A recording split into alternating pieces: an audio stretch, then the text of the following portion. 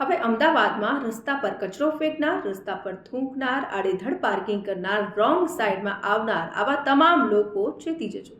નમસ્કાર, સંદેશ ન્યૂઝના digital platform સાથે હું માલવી.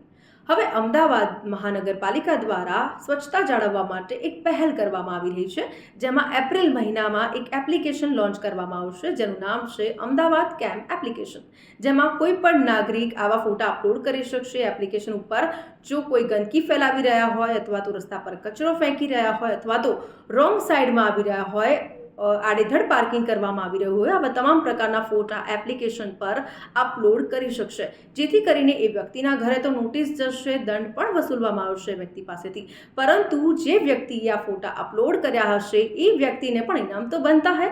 તો એના જ માટે એ સ્વચ્છતા યોગદાન આપી રહ્યા છે, એટલા માટે એમસી દ્વારા તે વ્યક્તિને પણ ગિફ્ટ કાર્ડ આપવામાં આવશે, ગિફ્ટ વાઉચર આપવામાં આવશે. તો જોજો હા, કોઈ આસપાસના લોકો જ તમારા ફોટા પાડીને અપલોડ ના કરી દે. તો આવા જ ઇન્ફોર્મેટિવ વિડીયોઝ જોવા માટે સંદેશ ન્યૂઝના ડિજિટલ પ્લેટફોર્મ સાથે જોડાયેલા રહો.